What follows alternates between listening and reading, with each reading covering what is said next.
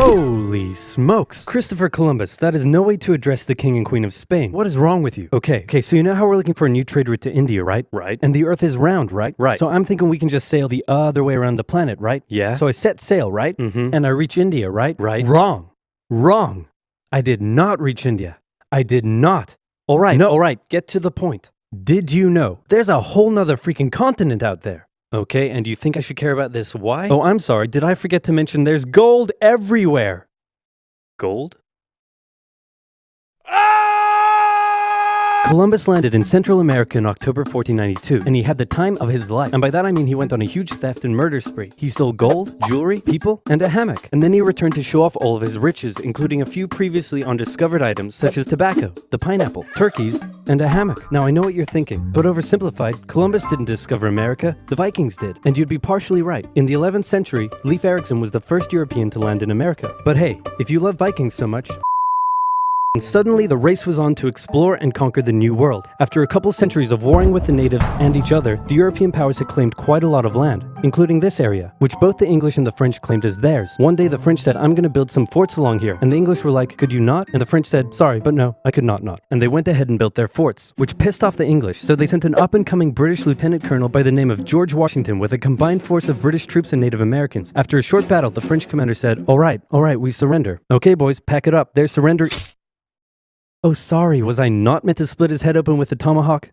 Don't worry. It's not like this will start a 7-year-long major global conflict. And what happened next was a 7-year-long major global conflict, which Great Britain won. At the peace negotiations, Spain gave up Florida, while France gave up all of its territories in North America. But Britain's victory came at a cost, a £60 million cost. They were now broke, in a lot of debt, and had to come up with some way to repay it. So they went to the colonies and said, okay, listen up. So a huge part of the war was spent protecting you from the French, and now we have no money because of it. So I'm not sure what you're saying here. Okay, so we spent a lot of money protecting you from the French, right? Right. And now we're broke. That certainly is a pickle. Listen to me. We spent all of our money protecting you, and now we need money. Can you please pay us back some money? No. Okay, we're just gonna go ahead and tax you. In 1764, Britain introduced the Sugar Act, forcing the colonists to import sugar and molasses exclusively from the British and to pay duties on them. Then a year later, they introduced the extremely controversial Stamp Act, and it worked a little something like this. Hello, shopkeep. Hello, Mr. Bungleberry. Here's the deed for your new shack. Stamp. That'll be 3 pence, please. Wait, what was that? It's the new tax. I get a stamp on any paper or documentation I make, and you have to pay for it. Would you like to see this pamphlet that explains everything? Yes, please. Okay. Stamp. 2 pence, please. This is awful. You know what? Just give me a deck of cards so I can go gamble my pain away. Okay. No. Don't do it. Stamp. Obviously, the colonists were like, hey my dudes, this new tax legislation right here, this is BS. Until now they had enjoyed relative freedom to rule themselves, and now suddenly Britain was asserting its control. They were especially unhappy because they didn't have any representatives in the parliament that was levying taxes on them. So they protested. Orators gave fiery speeches. British goods were boycotted, and anyone loyal to the British found themselves increasingly harassed. The whole thing actually began to take quite a toll on British business, and after just a couple years, the British were forced to repeal the Stamp Act. But we still desperately need money. What should we do? We could try taxing the colonies. Great idea. Wait, didn't we literally just try that and it failed miserably? Man, look at me. I look fabulous. Have you ever seen such a handsome boy? No siree, Georgie. No way. You're the handsomest, smartest, most popular king that ever lived, and everybody likes you. You're doing such a good job. Your Majesty? Oh, you're still here.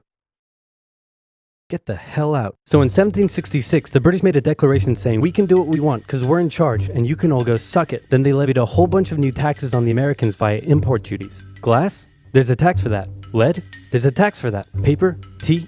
Oil? There's a tax for that. And once again, the Americans boycotted British goods, British business felt the pinch, and the British had to back down. Alright, this is ridiculous. They're my colonies and I have to be able to assert my control. Repeal all the new taxes except for the one on tea. Also send 1,000 troops to Boston to take control. Oh, and make the colonists pay for them. And as British troops arrived, the tension in Boston was palpable. You could cut it with a knife, and it was all about to come to a head. On March 5th, a band of local patriots began heckling a British guard at the customs house. More and more Americans joined in the heckling, while more British troops turned up in support of their comrade. Snowballs were thrown at the British. The snowballs turned to rocks, the rocks to oyster shells. The soldiers, outnumbered, panicked. One thing leads to another, and you can see where this is going.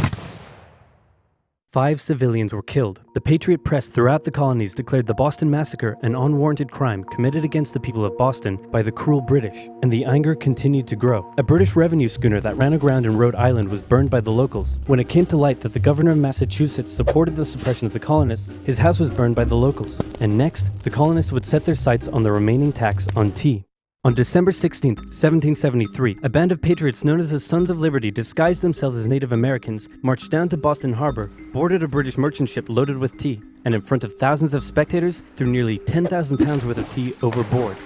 The British were disgusted, and they punished Massachusetts with a vengeance.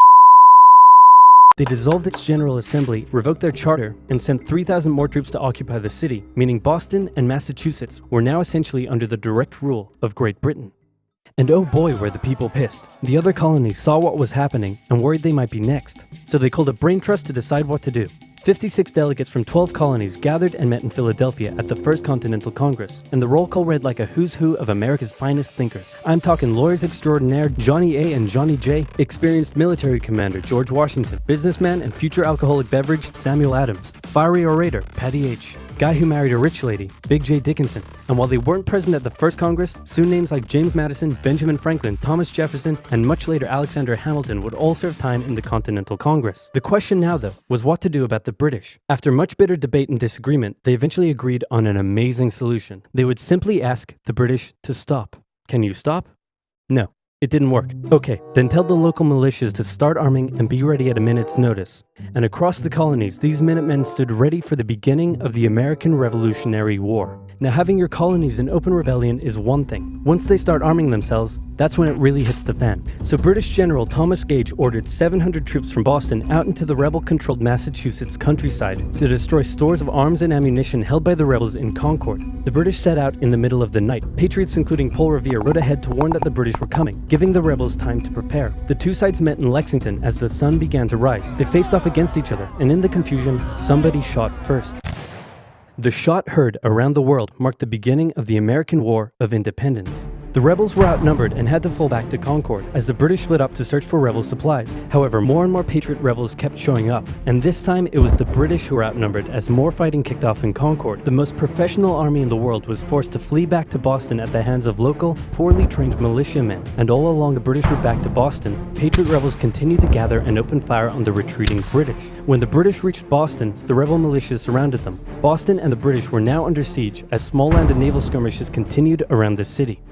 And the British would suffer another embarrassing blow, this time in upstate New York. Colonel Benedict Arnold concocted a plan to take the British stronghold Fort Ticonderoga, which held a large amount of guns and ammunition. He set off towards the fort alone, hoping to recruit men along the way, when he came across the Green Mountain Boys, led by Ethan Allen, who as it turned out, had the exact same plan he did. So they decided to work together. But I'm in charge. No, I'm in charge. No, I'm in charge. No, I'm in charge. No, I'm in charge. No, I'm in charge. No, I'm in charge. This went on for some time, until the Green Mountain Boys threatened to go home, and Arnold had to concede. The group raided the fort at night while the Redcoats were asleep, and they caught them completely by surprise, taking the fort and all of its munitions with almost no resistance. Wow, great job, Ethan. Very impressive. By the way, what happened to that other guy we sent to take the fort? Who? Benedict Arnold. Never heard of him. Ouch. What the f***? Nobody knew what was going on. The colonies were in open rebellion, and for now, they even seemed to be winning. So King George fired General Gage, replaced him with General William Howe, and ordered the rebellion to be put down immediately. Okay, the British are definitely going to retaliate for all of this, so we should probably put together a proper army. First, we need to pick a commander-in-chief, and I think we can all agree that that job should go to the man, the myth, the legend, George Washington. My friends, I am humbled and honored that you would consider me for such an important role. I did not expect for this. All right, you've been showing up in a military uniform every day for the last 10 months. We all know you wanted this, so cut the crap, George. Dude.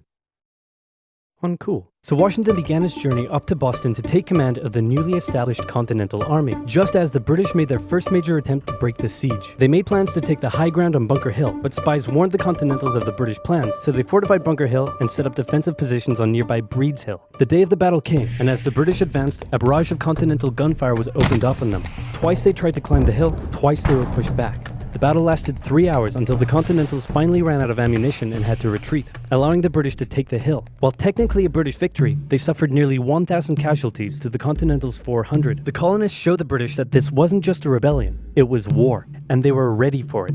But One thing they weren't sure about was why they were fighting. While some radicals were starting to throw around the I word, most hoped to eventually repair their relationship with Great Britain. So they sent a letter to King George saying, "Hey man, looks like things aren't going your way. Remove the taxes and let's be friends. I'm gonna kick your ass." Send that to the colonies. Your Majesty, your handwriting is terrible. Are you sure? Just do it. What does it say? He's gonna lick my... Gross.